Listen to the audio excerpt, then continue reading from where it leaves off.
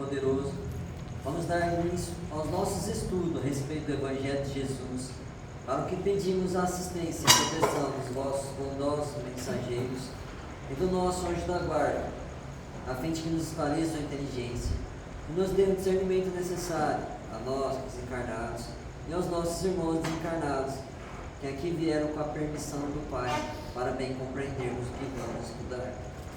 Rogamos a Jesus, o nosso mestre e guia, seja conosco e preside nossa reunião. Em teu nome, Senhor, do seu bendito Filho Jesus, da nossa Mãe Maria, de Ismael e da irmã veneranda, protetora desta casa, damos por aberta a reunião de estudos desta noite. Assim seja.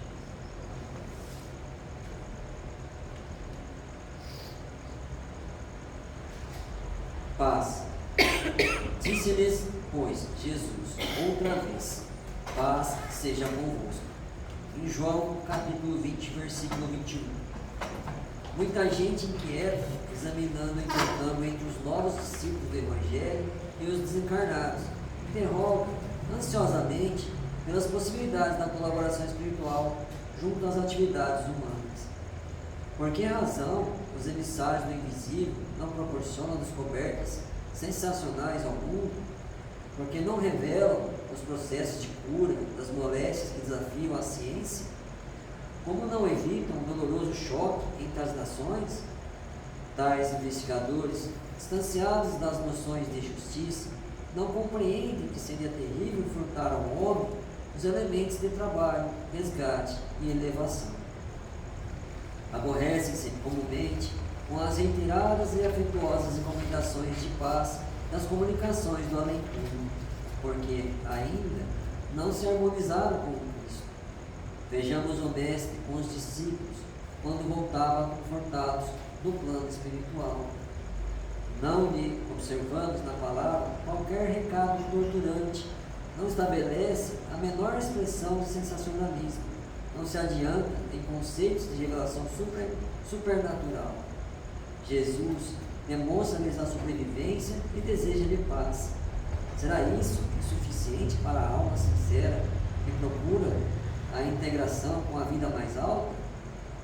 Não envolverá em si grande responsabilidade o fato de reconhecer-lhes a continuação da existência além da morte, na certeza de que haverá exame dos compromissos individuais? Trabalhar e sofrer constituem processos lógicos do aperfeiçoamento e da ascensão, e que atendamos a esses imperativos da lei com bastante paz é o desejo amoroso e puro de Jesus Cristo.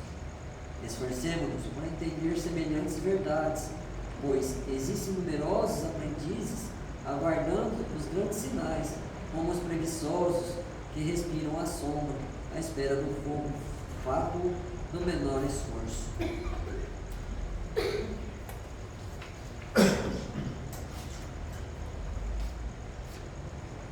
Pai nosso que estás nos céus, santificado seja o vosso nome. Que venha a nós o vosso reino, que seja feita a vossa vontade, assim na terra como no céu. O pão nosso de cada dia nos dai hoje, Senhor. Perdoai as nossas ofensas, assim como nós perdoamos aos que nos têm ofendido. E não nos deixeis que entremos em tentações, e livrai-nos, Pai, de todo mal, porque seu é o reino, o poder e a glória para sempre. Espíritos esclarecidos e benevolentes, bondosos mensageiros de Deus, que tendes por missão assistir aos homens e conduzi-los pelo bom caminho, sustentai-me nas provas desta vida. Dai-me força para suportá-las sem murmurar. Afastai de mim os maus pensamentos e fazei que eu não dê entrada a nenhum espírito que tentasse iludir-me e conduzir pelo caminho do mal. Esclarecei minha consciência com relação aos meus defeitos e tirai-me de sob os olhos o véu do orgulho, capaz de impedir-vos perceber e confessá-los a mim mesmo. A ti, sobretudo, bondoso anjo da guarda, que mais particularmente velais por mim, e a todos vós, espíritos protetores que por mim vos interessais, fazei que me torne digno da vossa proteção. Conheceis as minhas necessidades, que elas sejam atendidas segundo a vontade de Deus.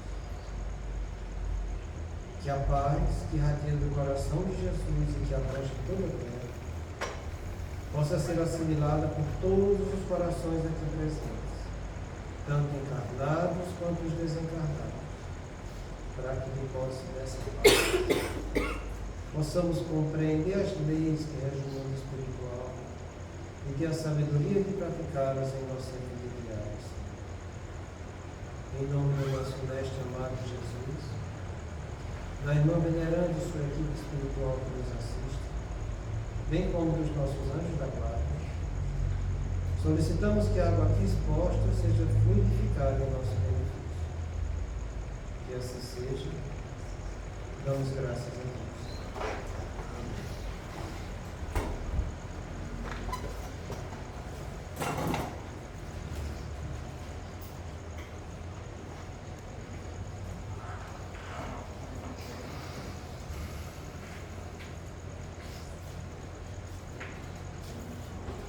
E haja casa mental, hein? Isso é tão importante, gente, porque se você não entender essa casa mental, você não vai conseguir agir da maneira correta. Para você ver, ele descreve essas 3 entradas da nossa casa mental. A primeira, que é o subconsciente, que é uma forma irracional. Você não usa a razão simplesmente. Você vai agindo sem refletir, sem analisar. Como a pessoa diz, bateu, levou. É desse jeito. Ou você age do ponto de vista racional humano, valorizando sua personalidade e o mundo que você está vivendo. E é como Jesus falou, né? Dai a César o que é de César e a Deus o que é de Deus. Não confunda as coisas. Jesus já dava uma brecha aí da casa mental para a gente. Ou então você age com a sua razão como espírito imortal que você é. Que é onde está seu superconsciente. Quando você é irracional, você vive do desejo. E anda por aí atrás de satisfazer seu gosto. Quando você usa do ponto de vista humano, você vai atrás das satisfações que o mundo te dá, com o corpo que você tem. Você valoriza todas as sensações que o teu corpo capta. Porque é muito interessante isso, sabe? A gente tem no nosso cérebro neurônios que são sensitivos, motores, internunciais um com outros, né? E tem neurônios que captam não só o que a gente vem de fora para dentro, mas ele capta coisas da nossa consciência. E é bonito quando a gente vê André Luiz descrevendo isso, e a própria neurociência falando isso. No livro No Mundo Maior, ele descreve muito bem isso, lá no capítulo 3. É muito bonito isso aí, que é justamente que ele fala da casa mental. Então, a gente tem nosso cérebro, grande parte dos neurônios que captam as sensações externas, que vão fazer com que eu interaja do ponto de vista humano, e eu posso basear minha razão exclusivamente nisso aí. Agindo segundo os homens, pelos homens, para os homens, com aquilo que a vida me dá, e assim eu vou levando minha vida cheia de ilusão. Porque uma hora a morte chega. E quando chega, você vê o homem que você viveu se acabar. E aí? O que é que vai ser de você? Ou você age como espírito imortal, captando na personalidade de hoje todas as sensações que a consciência consegue trazer para você. E é nessa consciência que está gravada as leis de Deus. É nessa consciência que está o nosso superconsciente. É nela que está a minha razão espiritual. Eu só vou acessá-la com a boa vontade. Do ponto de vista humano, eu estou vivendo à vontade. E do ponto de vista instintivo, eu vivo do desejo e pelo desejo. Para vocês terem uma noção de como é que a casa mental fica desbalanceada, se você agisse como sempre espírito imortal, você estava sempre usando a boa vontade. E você usando sempre a boa vontade, você só estava fazendo bem, não fazia outra coisa. A maior definição de boa vontade, quem deu isso foi Emmanuel Kant, sabe? Ele falou que a boa vontade é quando você usa a boa intenção na direção do bem. Você usa a vontade quando você usa a sua intenção só. E a sua intenção não tem direção, é você. Mas quando eu uso a boa vontade, eu estou usando que sou eu na personalidade de hoje, na direção do bem. Se a gente usasse sempre a boa vontade, você estava sempre pronto a praticar qualquer ato nobre que a vida tivesse te convidando a executar. Mas vamos para um exemplo prático. Você tem alguma contrariedade na vida? Quem não tem? Todo mundo tem. Nessa contrariedade você tem 3 opções para você agir. Ou você age do ponto de vista instintivo, segundo o seu desejo, que você não pensa.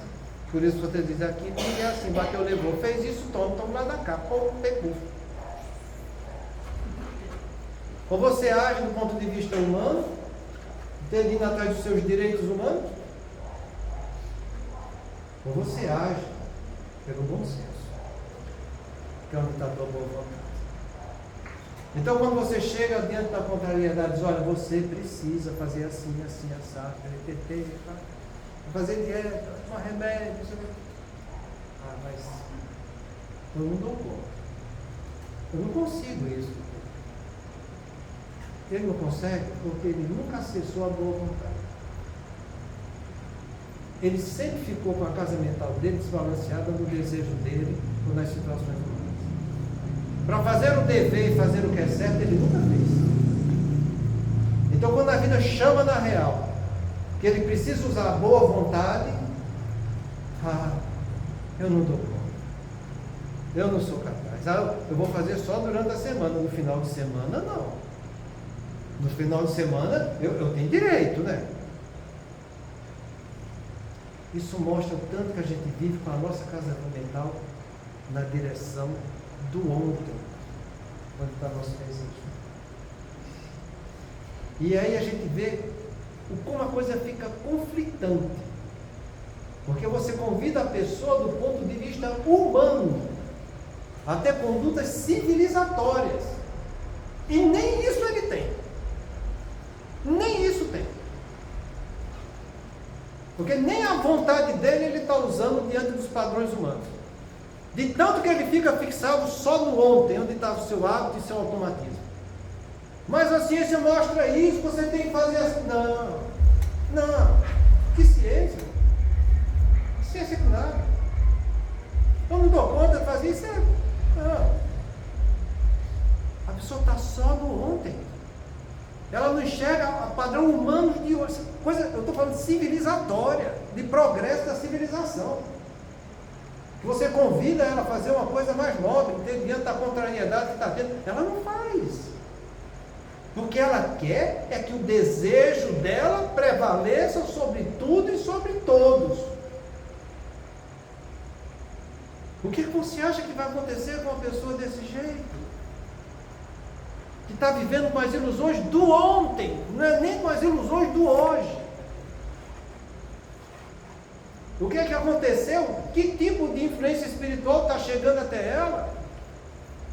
Será que uma pessoa desse jeito, que não consegue entender o que a gente está convidando, mostrando pela razão civilizatória, que assim, assado, ela não entende. Você acha que ela vai escutar o anjo da guarda dela falando? Mas nunca que vai escutar. Você acha que vai adiantar uma pessoa desse jeito, com toda essa má vontade, receber auxílio do mundo espiritual superior?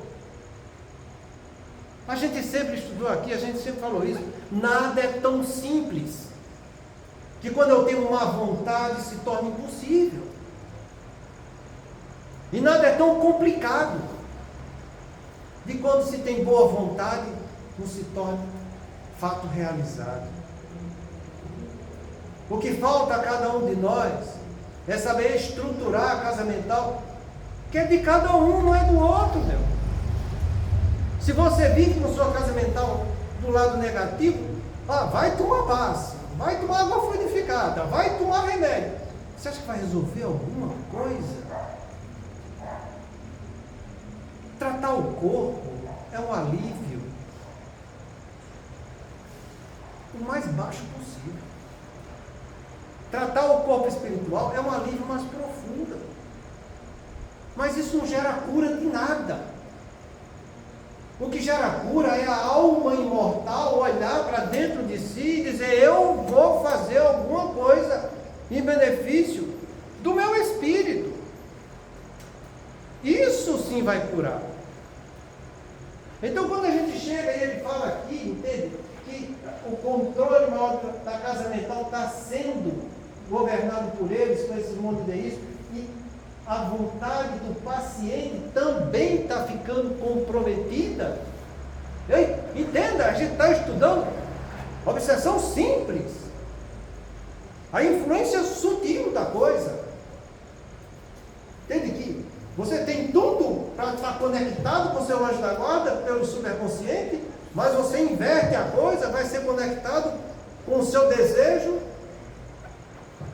no seu subconsciente. Aí vai dizer: a culpa é de quem? A culpa é dos obsessores? Não. Eles não criaram nada em você. Eles aproveitaram o que você tem. Sugeriram em você o que você já tem, o que é seu. E você aceitou. Isso por quê? Porque você gosta de ser desse jeito. Você sente prazer nisso. Você vive para isso, por isso, e aonde tiver isso. E aí o mais interessante é que a gente chega e escuta algumas coisas, acho que meu anjo da guarda virou as costas. A culpa é do anjo da guarda que virou as costas. Então, é cada impropério que a gente escuta, sabe? Que é como diz, dói no fígado. Dói no fígado. Entendeu? Direto no fígado. Porque se você não estuda isso, gente, acorda. Eu saio daqui só para dar uma olhadinha na questão 909 do Livro dos Espíritos. Sabe? Pode o homem, por seus esforços, vencer suas más tendências? Gente, é uma perguntinha desse tamanho. A resposta é um pouquinho mais de uma linha. Pode. E por pouco esforço, o que lhes falta é vontade. Quantos poucos de vocês fazem esforços? Qual a diferença de um para o outro do esforço da vontade? Esforço é energia. E energia que move a vontade. Então eu estou usando a energia equivocada. Ele falou que falta, é pouca energia que a gente tem que usar para vencer as máquinas. Pouca. Onde é que está essa energia? Está onde a gente já estudou aqui, eu já falei isso para vocês. A energia que vai mover minha vontade na direção do bem chama-se de fé. É esse sentimento de convicção íntima do bom proceder que eu sei que eu posso fazer. E eu vou fazer porque eu tenho fé em Deus. Que é esse sentimento de convicção íntima do bom proceder do Pai que é perfeito para com o Filho que é imperfeito. E Ele não vai dar nada que eu não possa resolver. É essa fé que Jesus falou que transporta a montanha. Porque é dessa fé que eu digo, eu sei que eu posso, Deus disse que está aqui para eu resolver, e eu vou estudar para poder resolver isso, porque eu tenho que colocar em prática. O problema é meu. O problema não é da mulher, do filho, do pai, do irmão, do governo, do tempo. O problema não é da casa espírita, nem é do anjo da guarda. O problema é meu. Cabe a mim resolver. Então estuda a verdade, porque Deus é o Pai da verdade. É nessa fé que eu tenho que estar direcionado, para que essa convicção seja íntima. Por isso que eu falei semana passada para vocês, a fé é filha da verdade e tem como seu pai a razão que cada um tem. A verdade é Deus, a razão é você. Razão, capacidade que a pessoa tem de conhecer as leis universais, que nascem de pensamentos dedutivos através da abstração e da argumentação que eu vou aprendendo para colocar em prática. O problema é pessoal, individual e intransferível. Eu preciso mobilizar a energia da minha fé, que está no meu superconsciente, que eu só vou fazer isso com uma boa vontade, para que essa energia venha trazer força para que minha vontade, baseada nisso, pelo meu esforço próprio, vença meus desejos, vença esses prazeres que a vida me dá e que vem de fora para dentro satisfazer o meu ego.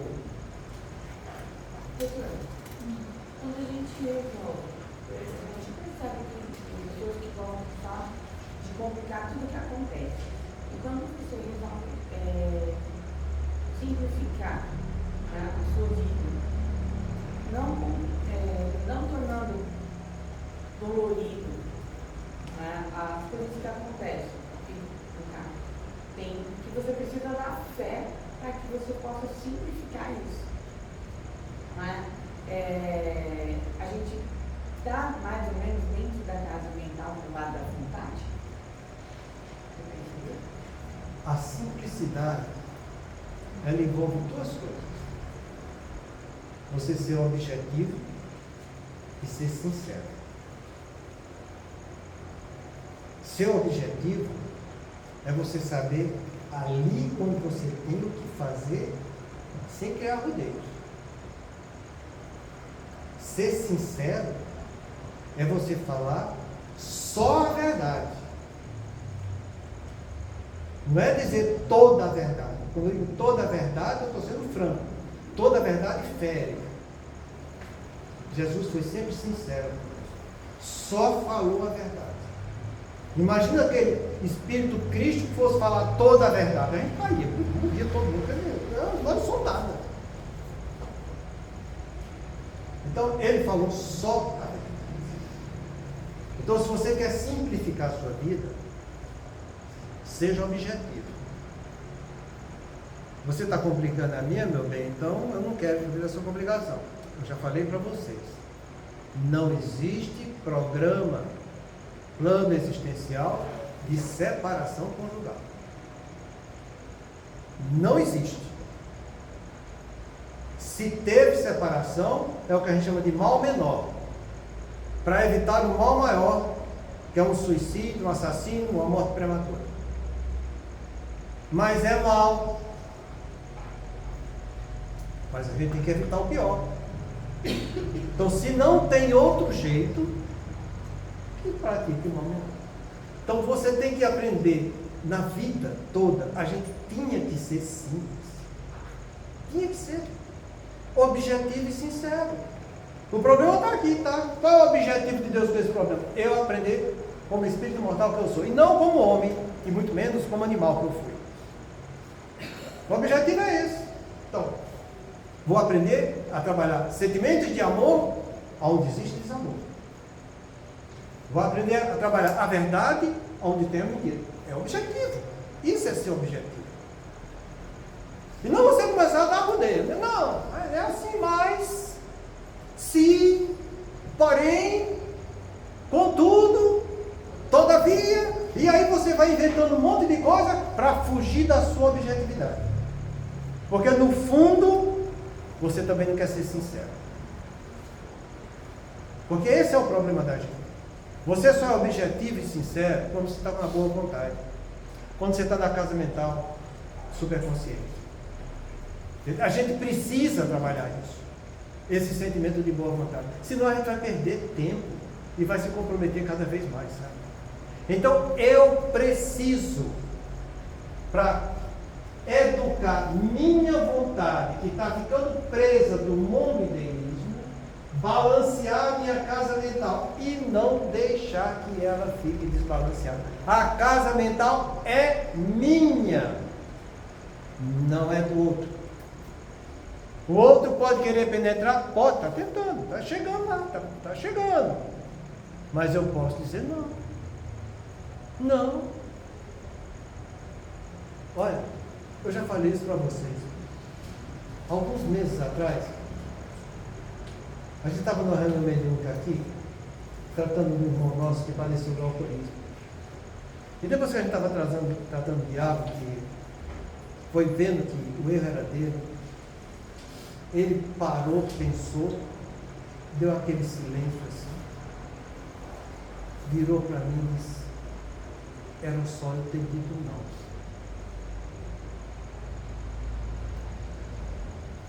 Ele parou, falou aquilo, eu parei e fiquei pensando. Eu digo, era isso. Era só ter dito não. Meu filho que faz psiquiatria, estava comigo na reunião e disse: pai, eu nunca vi uma coisa tão simples, tão objetiva, tão sincera, quanto a conclusão que aquele irmão fez. Foi preciso uma encarnação inteirinha de sofrimento. Dele, com a família, com filho, com mulher. Viveu padecendo no mundo espiritual, sabe Deus quantos anos? Para ele chegar a uma conclusão: que precisava ter só um bom senso de dizer não. Colocar a casa mental superconsciente para reger os outros departamentos da casa mental. Focar nisso, na solução. Tirar o foco do erro, do equívoco. Porque é o que acontece com as pessoas, entende? Às vezes chega um problema, chega um conflito e ele abraça a coisa e não larga. E fica com o conflito para lá e para cá. E fica andando. Ele não vai atrás da solução. A solução vai requerer dele um esforço mínimo, que vai estar na boa vontade, no bom senso que ele tem, para dizer: não, isso que eu estou fazendo é errado, isso não é correto, eu preciso fazer certo. E focar no certo, focar na solução. Deixa o problema lá para ser educado pela solução. Não interessa se vai doer, não interessa se vai ter abstinência, não interessa se vai chorar. O interessante é ele focar na solução e ver que ele vai estar ganhando, no lugar de estar se comprometendo. É aí que está a energia que a gente precisa tirar para poder educar a nossa vontade, que está ficando presa na nossa casa mental, que está sendo dominada por aqueles que querem nos aprisionar no mal, que são os espíritos inferiores. É por isso que Kardec fala que na obsessão simples não passa de um exercício moral. Um exercício em que você vai alimentar a sua conduta, ou no caminho do bem, ou no caminho do mal. A escolha é sua. O exercício é seu. Deus deixou chegar a você para que você eduque seu espírito, para que você vá crescer. Você cresce por experiência. Todos nós aqui estamos passando por isso. Porque se você não fizer isso, e deixar sua vontade nas mãos do outro, e se fazer de coitadinho, que é onde está o auto-engano, de dizer: eu não consigo, eu não dou conta, eu não sou capaz, eu nasci para sofrer mesmo,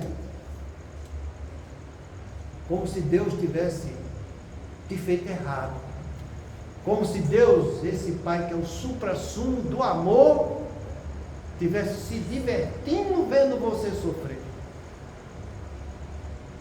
Sai da ilusão, entra na verdade. Deus é amor e quer que eu pratique a lei do amor, que é a lei do bem. Tudo aquilo que é bom vai ter utilidade, tudo aquilo que é lícito, que é a verdade, tudo aquilo que é justo, que cada um só vai ter de conformidade com o que estiver fazendo, tudo aquilo que é valioso do ponto de vista moral. É isso que Deus quer da gente.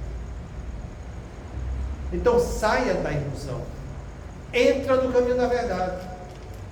Quem vai dizer que no planeta de provas e expiações não passou por isso? É louco se disser isso. Já está completamente alienado. Porque é isso que vai acontecer quando a minha casa mental está sendo controlada pelo outro e a minha vontade está ficando comprometida. E eu dizer que eu não tenho condições de fazer. Porque o outro faz com que eu pense desse jeito, me tornando serviçal mental dele. Então, o envolvimento cada vez maior da obsessão sutil, iniciando-se um processo de alienação mental, em que a pessoa acha que age por si mesma, mas não passa de uma marionete na mão do Senhor Jesus. É isso que vai começar a acontecer, alienação mental. E aí a coisa começa a ficar complicada. Porque a alienação, eu só digo isso para você, perda significativa da aquisição de conhecimento, como raciocínio, linguagem, a percepção da realidade, a memória e toda a atividade intelectual da pessoa. É isso que é a alienação mental. Tem uma classificação em psiquiatria que eu gosto muito dessa. Essa classificação é feita muito para você analisar transtorno de personalidade. Mas ela também é aplicada nos transtornos neuróticos, de uma maneira geral. Ela fala que a gravidade do transtorno psiquiátrico, ele pode ser leve, moderado ou grave. O grau leve é quando predomina no transtorno mental a inconsistência. Ele é moderado quando a pessoa já entra na incoerência. E ele é grave quando a pessoa já está na irrealidade da vida. Inconsistência, coerência e irrealidade. A gente viu aqui que à medida que ele consegue penetrar pela ideia que a pessoa aceitou fazer o que é equivocado, ele faz um vínculo fluido entre ele e a sua presa. E esse vínculo vai se aprofundando no monoteísmo e que depois ele vai, pela ideia perniciosa, aproveitando das outras tendências e preferências intelectuais e emocionais da pessoa. É como eu falei para vocês, está no livro, que fala das pseudo-quatro toucas verdades. Ele explica direitinho lá para toda a espiritualidade inferior. Todo ser humano tem tendências a falhar nessas quatro áreas. Analisa qual é aquele nosso propenso. É ali que você deve atuar. Sexo, narcisismo, poder ou dinheiro. Toma conta desse desejo dele. E depois que ele cair nesse, as outras vêm como consequência. Então, o que é que acontece? A pessoa cai numa ideia negativa. Beber. Então, uma coisa assim, todo mundo sabe, todo mundo gosta de beber. Não vou nem dizer fumar, beber, que é mais comum. Beber. Vai, bebe no final de semana. Foi gostoso. No outro final de semana, bebe um pouco mais. No outro, um pouquinho mais. Aí no outro só não vai beber só no domingo, vai beber no sábado e no domingo. Depois na sexta, no sábado e no domingo. E ele vai. E junto com isso, ele começa a desprezar pai, começa a desprezar mãe, ele começa a entrar no narcisismo, ele só vê ele e o desejo dele. pai, mãe, fique pra lá. Mulher, não é isso. Mulher eu já boto a comida em casa. Posso beber. Então, as outras áreas começam a ficar envolvidas. E nessas áreas que ficam envolvidas, ele começa a ter o que a gente chama de inconsistência. Antes ele era bom, regrado, correto, ele começa a falhar. Para você ter um exemplo disso, no livro Libertação de André Luiz, acho que é lá no capítulo 6, André está preso e ele vê pela janela as conversas dos transeuntes que estavam lá. E ele vê uma desencarnada influenciando uma encarnada durante o sono. E a influência é que é para a encarnada castigar do marido, que ela tem alguma coisa de encarnações passadas contra ele. Pedindo para que ela espizinhasse, ocupasse ele, judiasse, maltratasse. E ela fala, mas meu marido está tão bom agora, ele entrou na religião, ele está mais calmo, a gente está em paz nesse caso. E ela, que paz o quê? Veja o que ele fez com a gente na vida passada, e vai influenciando. E André Luiz pergunta, e aí? O que vai acontecer com ela? E o grupo fala para ele, só Deus o sabe. Ela vai acordar com aquela tendência sem saber se ela ama o marido que está fazendo bem, ou se aquele desejo dela de querer fazer o mal e espiziar ela, tome conta dela. E ele pergunta, e por que ela vai decidir? Só ela sabe. É assim que acontece com todos nós, sabe? Você se vincula a uma coisa e depois as outras tendências começam a tomar conta. E tomando conta, ele vai cada vez mais se apoderando da sua casa mental. E na sua vontade que você começa a agir pelo desejo do outro. E a sua capacidade de entender a verdade com V maiúsculo fica cada vez mais comprometida. É por isso que ele fala que a pessoa vai entrando no grau de alienação. Porque a aquisição de conhecimento começa a se perder.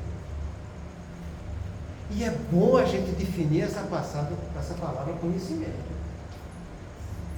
Porque conhecimento não é isso que vocês estão pensando aí, não. A gente já estudou isso aqui, eu vou lembrar vocês. Conhecimento são crenças verdadeiras, justificadas pela lógica e exemplificadas na prática. Quando ele fala conhecimento, é nesse sentido. Quando você foge de crenças verdadeiras, que você pode entender pela lógica, pela coerência, pelo uso da razão, que você pode colocar em prática, agindo com a verdade, você está ficando alienado.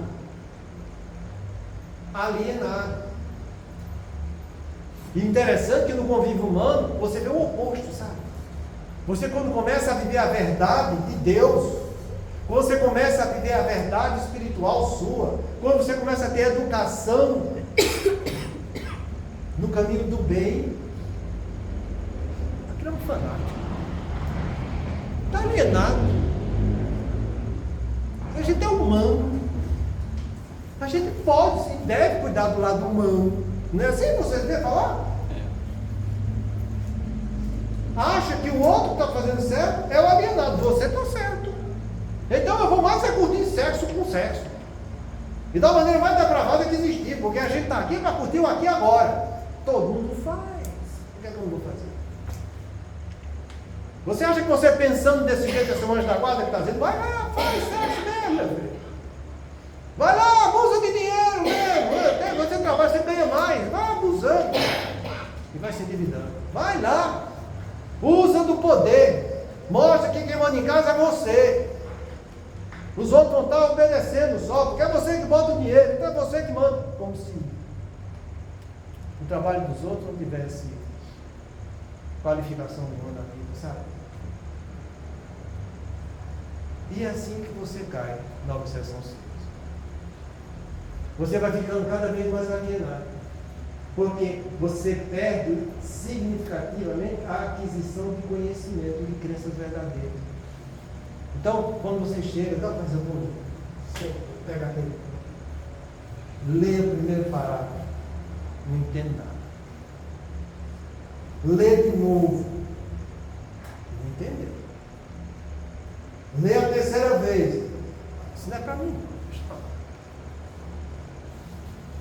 Você acha que esse anjo da guarda que está do seu lado, para que você leia e entenda? Não, você que está se bloqueando, porque o conhecimento da verdade vai fazer você se libertar das garras da inferioridade.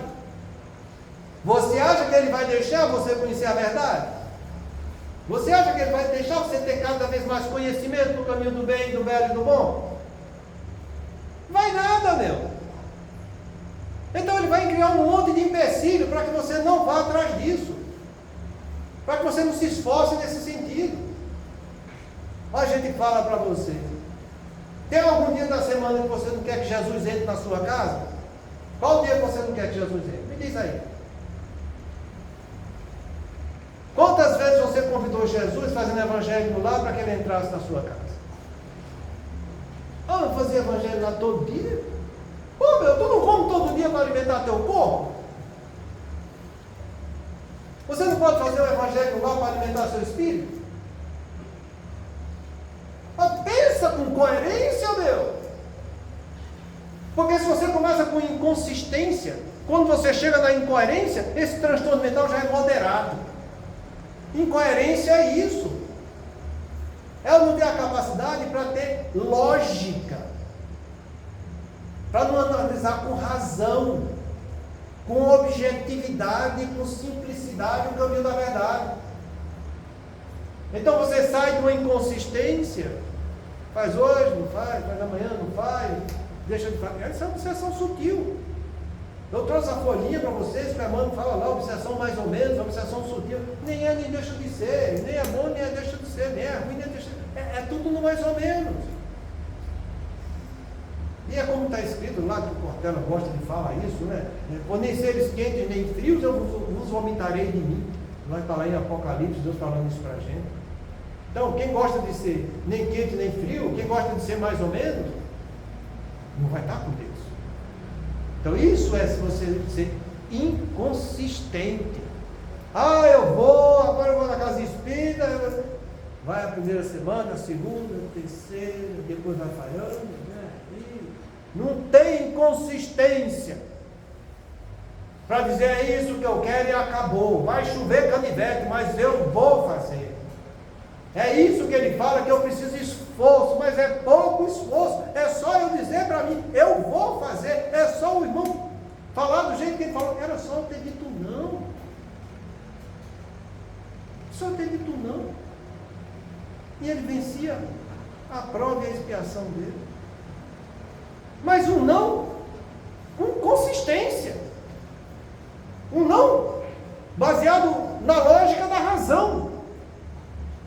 Um não que ele estava usando com a realidade do que a vida estava dando para ele.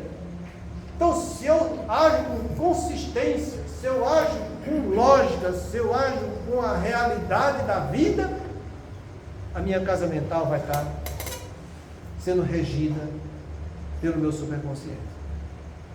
Para isso, eu tenho que ter só a boa vontade. E mais nada. É eu trabalhar com bom senso. Então eu vou fazer as coisas, o que é certo, porque o meu senso, minha razão diz que é certo. E se é certo, eu vou fazer. Eu vou questionar o quê? O que é que eu vou questionar? O certo não é isso? Pô, meu, então vai lá e faz, olha. Ah, não, mas eu gosto do problema. Eu gosto do meu vício. Eu gosto do abuso. Eu gosto da ilegalidade diante da lei de Deus. Então, se você gosta, eu fique. Vai sofrer. Até um dia chegar à conclusão que o irmão falou. Era só ter dito não. E fazer o que é certo. Então, que a gente analise um pouco as coisas que nos chegam e a vida que a gente tem, sabe? Porque a vida que cada um tem é a vontade de Deus para cada um de nós. Jesus, quando falou no Pai Nosso, seja feita a tua vontade na terra e no céu. Isso que a gente fala todo dia. Ele está pedindo para que a gente seja submisso à vontade de Deus. Que a gente não fique preso à vontade humana. E muito menos aos desejos das vidas passadas. Que eu foque com bom senso, com razão, naquilo que Deus quer para mim. Porque aquilo que Deus quer é o melhor que pode existir em todo o universo para mim. Então, analisa teu desejo e veja que ele precisa de correção. Analisa o teu ego humano e veja que ele precisa ser mais educado. E deixa teu espírito imortal agir sempre com bom senso. O que é que a verdade pede para mim, pelo que eu estou vivendo aqui agora? Ninguém vem de lá para cá para realizar seu desejo. Ninguém vem de lá para cá para ficar curtindo a vida humana, achando que a vida é um passaporte. Não. A gente vem de lá para cá com a carteira de trabalho, não de passaporte. Porque é esse trabalho que Jesus falou para a gente, que o Pai trabalha todo dia e Ele trabalha também. É esse trabalho que está nas leis morais do nosso livro espírita, mostrando que trabalho é tudo aquilo que é útil, que vai te trazer benefício. Se você faz algo que não traz benefício ou é inútil, isso não é trabalho, isso é vício. Então não confunda trabalho com vício. Agora, se você quer ser uma pessoa viciosa, o problema é seu. Mas Deus não quer isso de você. Deus quer que você trabalhe, que vá atrás do que realmente é útil para o seu espírito, que vai trazer benefício para a sua imortalidade. E para isso Ele deixa você mergulhar aqui na terra e tomar condutas mais nobres com você. Você consigo mesmo. Para você, com a sua família, onde você nasceu, ou que você está gerando. Para você e seu cônjuge, que é como Jesus falou, o homem vai sair da sua casa, vai unir com uma mulher e formar uma só carne. Ele não falou que era mais ou menos para depois separar, não. É uma só carne. E ponto. E ele reforça depois, que é uma só carne mesmo e acabou. É você no meio social, procurando agir com mais hombridade e honestidade nesse meio social. Ele está levando vantagem. Como tem todo mundo querendo levar um pouco de vantagem. Aqueles que são superior, a gente fica de olho, porque eles podem mostrar mais poder. Aqueles que são inferior, a gente nem enxerga, porque esse não pode trazer poder nenhum para mim. Dizendo que o poder é quando tua ação vai exercer efeito na ação do outro. E não porque você tem domínio do outro. Não. Se a tua ação exerce efeito na ação do outro, você está utilizando o poder. Então que a gente amplie o nosso conceito, para que a gente chegue mais perto da definição. Porque caso contrário, a gente vai ficar cada vez mais alienado. E cada vez mais caindo na mão do obsessor. Porque você fica pensando nos seus diálogos mentais, que é um intercâmbio que a gente está estudando. Eu pensei comigo mesmo, eu pensei com meus botões, não é assim que a gente fala? Eu estou pensando com meus botões ou cebola. Os amigozinhos do outro lado. Fala isso lá na lei do trabalho. A lei pergunta, mas não tem direito a repouso? Tem. Porém, quando entras em repouso físico, você entra em relação mais íntima conosco. Que botões são esses que você está pensando? São botões que te levam para o caminho do bem? Analisa. Veja a atmosfera espiritual que te acompanha, porque toda hora que você diz, eu estou cansado, vou repousar. Não sei se cansou. Você vai ver essa palavra cansado no que a gente vai ver a partir de agora. Chama reflexo da interferência. Ele mostra porque você se sente cansado sem fazer nada. Tem gente que já acorda cansado. Vamos fazer? Não, acordei, eu estou cansado. Eu digo, pô, meu, não é cansado de quê? Vai estar cansado. caso de fazer nada. Pois é, mas você vai ver a explicação que ele vai dar disso. Entendeu? Então, cuidado, gente, porque a gente vive num grau maior ou menor de alienação. Quando você está sendo inconsistente, eu paro de fumar hoje, não paro amanhã. Eu paro de beber hoje, não, mas no final de semana eu posso tomar outro. Isso é inconsistência. Quando você está arrumando licença moral, qualquer licença moral, qualquer, é um ato de inconsistência.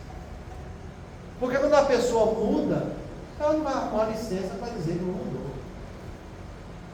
Então, é isso que a gente fala de transtorno de personalidade, do ponto de vista da psiquiatria.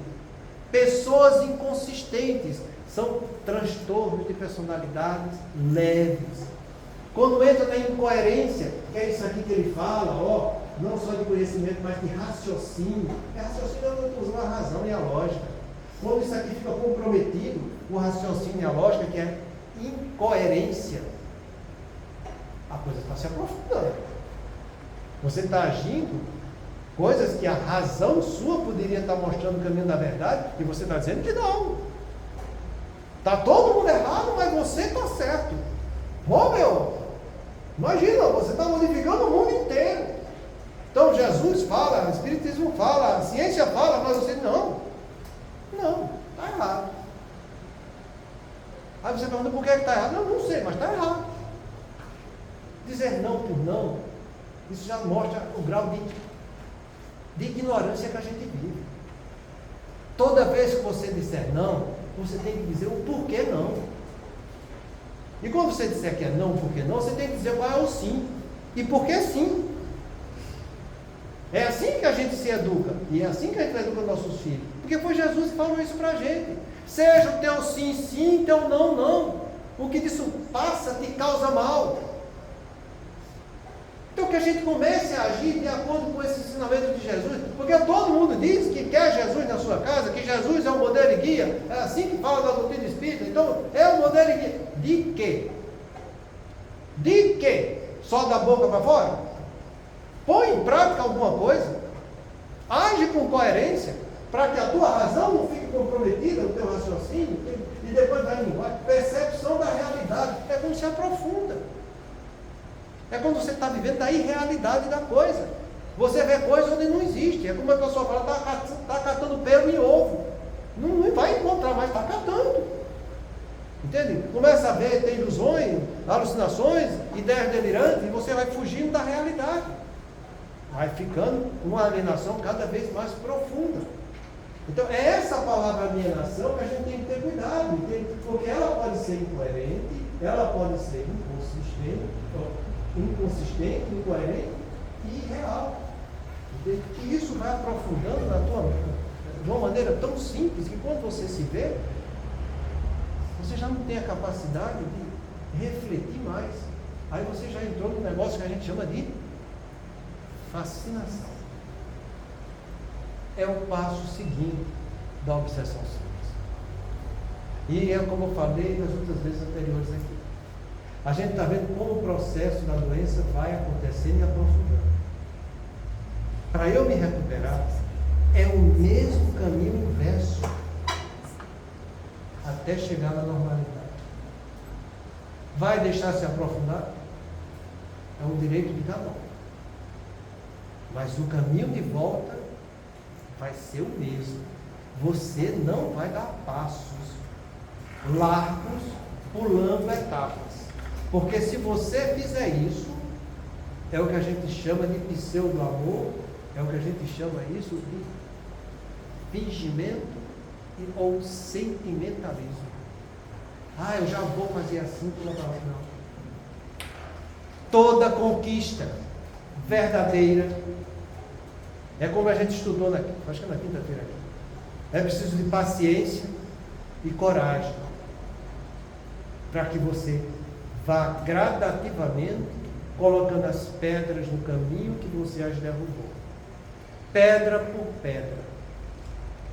Passará o céu e a terra e minhas palavras não passarão. Até o último J, até o último ponto da lei haverá de ser cumprido. Então que a gente entenda que é desse jeito e que é melhor a gente reconhecer o estágio que a gente está, de comprometimento do caminho da verdade, para que a gente retorne pelo esforço, com bom senso, boa vontade, focando no bem, focando no mundo espiritual, nas leis de Deus, para que a gente haja como um aprendiz, com dever consciencial, diante dos fatos da vida, para que a gente se torne um espírito cada vez melhor. Semana que vem a gente vai ver o reflexo da interferência. Como a gente sempre faz, eu vou deixar passar o vídeo do amigo falando, vai, alguns minutos, e depois a gente vai analisando frase por frase, detalhe por detalhe. Muita paz a todos.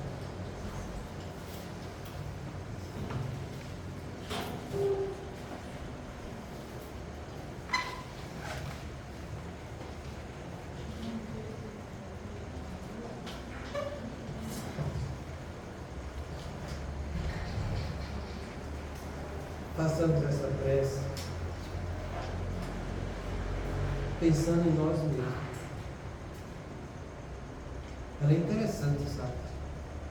Porque de uma maneira bastante sutil, indulgente, ela fala para o outro, mas se a gente for analisar, nós também somos esse outro. Senhor de infinita bondade, no santuário da oração, marco renovador do teu caminho, não te peço por mim, Espírito endividado, para quem reservaste os tribunais da tua excelsa justiça. A tua compaixão é como se for o orvalho da esperança em minha noite moral. Isso basta ao rebelde pecador que Deus sigo. Não te peço, Senhor, pelos que choram, clamo por teu amor e benefício dos que fazem as lágrimas. Não te venho pedir pelos que padecem. Suplico-te a bênção para todos aqueles que provocam sofrimento. Não te lembro os fracos da terra. Recordo-te quantos se julgam poderosos e vencedores. Não intercedo pelos que soluçam de fome. Rogo-te amor pelos que desfrutam o pão. Senhor Todo-Poderoso, não te trago os que sangram de angústia. Relaciono diante de ti os que golpeiam o inferno. Não te peço pelos que sofrem injustiças, rogo-te pelos empreiteiros do crime. Não te apresento os desprotegidos da sorte, sugiro teu amparo aos que estendem a aflição e a miséria. Não te imploro mercê para as almas traídas, exorto teu socorro para os que tecem os fios envenenados da ingratidão. Pai compassivo, estende as mãos sobre os que vagueiam nas trevas, anula o pensamento insensato. Cerra os lábios que induzem à tentação, paralisa os braços que apedrejam, detém os passos daqueles que distribuem a morte. Ajuda-nos a todos nós, filhos do erro, porque somente assim, ó Deus piedoso e justo, poderemos edificar o paraíso do bem com todos aqueles que já te compreendem e obedecem, extinguindo o inferno daqueles que, como nós, se atiram desprevenidos aos insanos torvelinhos do mal. O tempo não para. Se agora encontras o teu ontem, não ouvides que a tua ação de hoje será a luz ou a treva do teu amor. Pai de humildade, Cristo Jesus e amigos espirituais, mais uma vez nós queremos agradecer a oportunidade de estarmos aqui reunidos para aprendermos mais os teus ensinamentos. Que nós possamos refletir sobre esses ensinamentos, trabalhando em nós essa boa vontade, para que nos melhorando também possamos melhorar os amigos que ainda não conquistamos. Pai nosso que estais nos céus, santificado seja o vosso nome, venha a nós o vosso reino, seja feita a vossa vontade, assim na terra como no céu. O pão nosso de cada dia nos dai hoje, perdoa, Pai, as nossas ofensas, assim como nós perdoamos a quem nos tem ofendido. E não nos deixeis cair em tentação, mas livra-nos de todo mal.